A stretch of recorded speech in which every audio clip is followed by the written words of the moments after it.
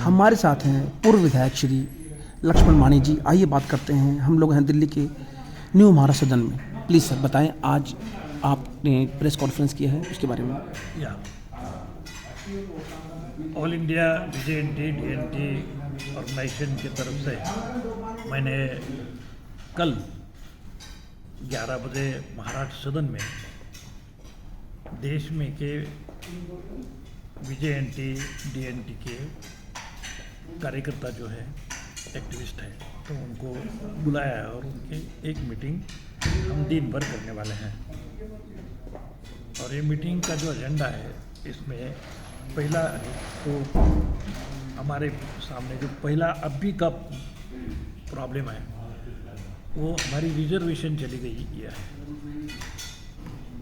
एक तो घुमंतु अर्ध घुमंतु जमाती या डिनोटिफाइड ट्राइब है। तो ये प्रॉब्लम ऐसा है कि ये सभी लोग एक ट्राइब है, ये डिनोटिफाइड ट्राइब हो या नोमैडिक ट्राइब हो, जो एब्सोल्यूट ट्राइब है, लेकिन इनका इंक्लूजन गवर्नमेंट की ना समझ के कारण या ब्यूरोक्रेसी को ये प्रॉब्लम ही नहीं समझ पाए, इसकी वजह से अलग अलग राज्यों में अलग अलग लिस्ट में इनको डाला गया है। दूसरी बात ऐसी हो गई है कि अकॉर्डिंग टू क्रिमिनल ट्राइब, तो 1871 का जो ब्रिटिश गवर्नमेंट ने बाय बर्थ क्रिमिनल एक्ट बनाया था, बाय बर्थ क्रिमिनल, और तब से लेकर 1952 तक हम लोग क्रिमिनल ट्राइब के वो कानून जो था, उसकी वजह से जो सेटलमेंट बनी थी देश में, उस सेटलमेंट में हम लोग थे। मेरे ख्याल से दिल्ली में भी ऐसे 3 सेटलमेंट हैं। उस तरह से पूरी देश में सेटलमेंट थी। और इन सभी सेटलमेंट में ये जो लोग थे हमारे पहाड़ों में, तो इन लोगों ने जो ब्रिटिश गवर्नमेंट के खिलाफ उठाव किया था, वो बिरसा मुंडा हो या उमाजी नाइक हो, तो इन लोगों ने जो उठाव किया था उनके खिलाफ, तो उसमें जिन लोगों को ब्रिटिश गवर्नमेंट पराजित नहीं कर पा सकती थी हाई हील के कारण, उनको बीवी बच्चों से बिरादरी को पकड़ के माइग्रेट किया गया। तो मेरी कम्युनिटी है केकाडी, या वहाँ पे कुरवा बोलते हैं या कुरवंजी बोलते हैं। तो तमिलनाडु से हम लोगों को उठाया और महाराष्ट्र में लाकर सोलापुर के सेटलमेंट में सेटल कर दिया। 80 साल हम लोग उस सेटलमेंट में थे, 3 पीढ़ियाँ। मैं तीसरी पीढ़ी का हूँ।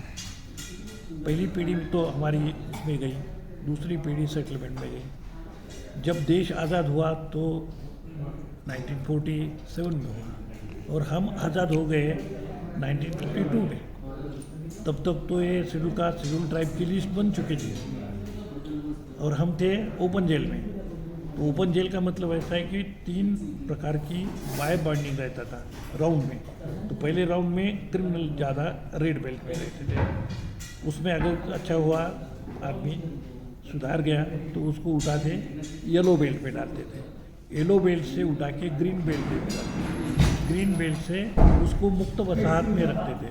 और मुक्त वसाहत में अगर वो अच्छा काम रहता है, क्रिमिनल नहीं है, उसका माइंड चेंज हो गया है, तो उसको उठा के फिर आज़ाद करते थे। लेकिन दिन में 3 दफ़ा उसको हाजिरी देना पड़ता था, यानी प्रेजेंटी देना पड़ता था कोतवाल के पास सामने।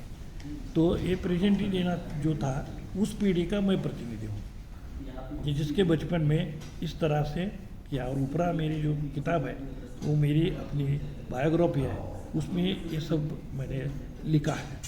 और that is very popular in Marathi and French, English, Hindi में भी है। भारत की 13-14 भाषाओं में उसका ट्रांसलेशन है। तो तभी लोगों को मालूम पड़ा कि what is the problem of criminal tribe and nomadic tribe. अभी हम लोगों को हमारा जो एजुकेशन का परसेंटेज 0.6 है, आपको भरोसा नहीं करेंगे, लेकिन इसका एजुकेशन का परसेंटेज है 0.6। तो हम नौकरियां पा रहे थे कॉन्स्टिट्यूशन की वजह से। किस में जा रहे थे? तो क्लास 4 के लोग, जहाँ पे सफाईदार हो या वॉचमैन हो या ड्राइवर हो इस तरह की जो नौकरी थी अनस्किल्ड लेबर, तो ये हम लोग इसमें जा रहे थे गवर्नमेंट के जॉब में। अभी 2000 साल से गवर्नमेंट ऑफ इंडिया और गवर्नमेंट ऑफ महाराष्ट्र या अन्य स्टेट, इन सभी देश के लोगों ने 2000 साल से धीरे धीरे प्राइवेटाइजेशन में जाना तय किया और रिजर्वेशन की पॉलिसी धीरे धीरे ख़त्म होती गई। और अभी 2017 से लेकर हम लोगों को वही पता चल गया है कि टोटल रिजर्वेशन ख़त्म हुआ है। एजुकेशन डिपार्टमेंट में तो क्लास 4 के लोग ही नहीं लेने गए तो पूरे जॉब गए। और गवर्नमेंट अभी जो जार निकल रहे हैं तो उसमें गवर्नमेंट प्राइवेटाइजेशन के प्राइवेट हो रहा है जॉब पूरा। तो इसका मतलब ये हुआ कि हम लोगों को नौकरी मिलेगी नहीं। एजुकेशन का ही प्रॉब्लम है। एजुकेशन के बारे में मैंने आपको हमारा परसेंटेज बताया 0.6, अभी 1% होगा ऐसा समझो। तो 75 साल में हमारी शिक्षा के लिए कितना तरक्की हमने की, तो 1% आ गए। और हमको रिजर्वेशन मिल रहा था वहाँ तक तो हम पहुँचे ही नहीं पाए। जब तक हम वहाँ पहुँचे ही नहीं पाए हैं, हमारा कोई IAS नहीं है, IPS नहीं है, हमारे अधिकारी नहीं है, सेक्रेटरीट में हमारे लोग नहीं हैं, तभी रिजर्वेशन अगर ख़त्म हो गया तो इसका मतलब क्या हुआ? डिस्क्रिमिनेशन बढ़ गया। हमारे राइट्स को हमको जो दिए थे बाबा साहब अम्बेडकर ने हमको जो राइट दिए थे वो सब चले गए। तो अभी हम इसके खिलाफ लड़ने के लिए कल इकट्ठा हो रहे हैं। अगर इसका डिसीजन करेंगे अभी देश में क्या करना है। जितने भी डिनोटिफाइड ट्राइब है, नोमैडिक ट्राइब है, इन सभी लोगों को हम बुला रहे हैं कि भाई हमको कुछ तो करना पड़ेगा। तो रिजर्वेशन बचाना है, कॉन्स्टिट्यूशन को बचाना है। अगर हमारे सिविल राइट गए, हमारे फंडामेंटल राइट गए, तो हम क्या करेंगे? फिर से हम लोगों को वर्ण व्यवस्था में लाया जाएगा। तो इसके खिलाफ हम लोग को तो बीजेपी RSS जो चाहती है वो हम कभी भी नहीं होने देंगे। ये देश इस सभी से लड़कर आज़ाद हुआ है, खाली ब्रिटिशों से लड़कर नहीं आज़ाद हुआ।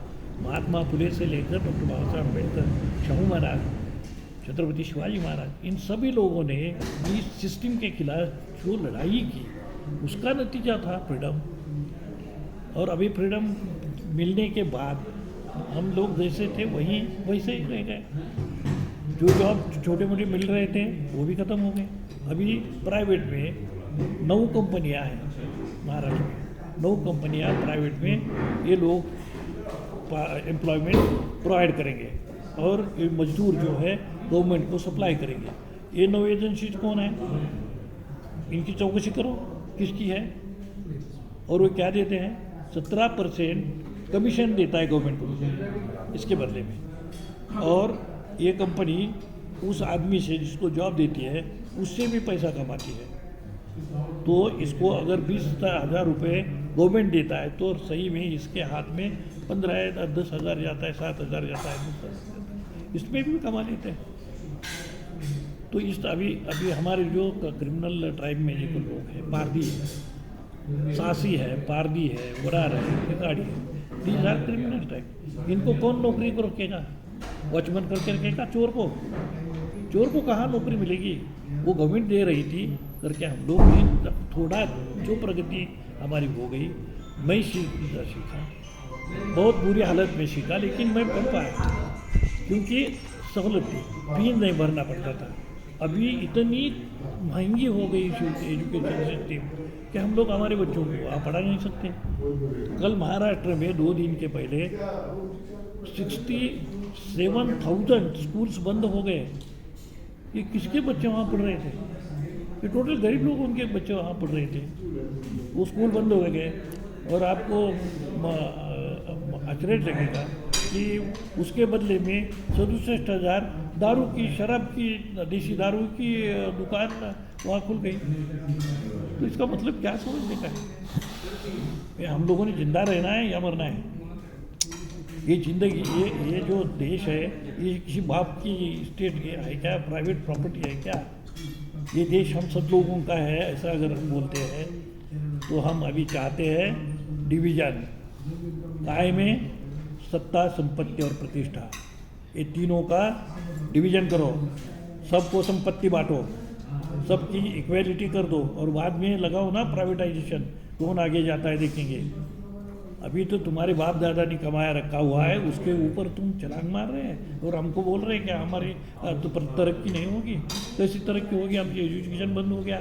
हमारे कॉन्स्टिट्यूशन को तुमने जिस तरह से नकारा है आरएसएस बीजेपी ने, इसके टोटल खिलाफ लोग हैं। बाबा साहब की घटना लिखी हुई है, उसके अधिकार हमको मिले हुए हैं, वो फंडामेंटल राइट हम कभी भी नहीं छोड़ने वाले हैं। और आरएसएस को कितना भी लगे कि पुराने ज़माने की सिस्टम लाएंगे तो ये हमको नहीं देंगे, कतई नहीं होने देंगे। हमसे बात करने के लिए आपका बहुत बहुत धन्यवाद सर। Thank you.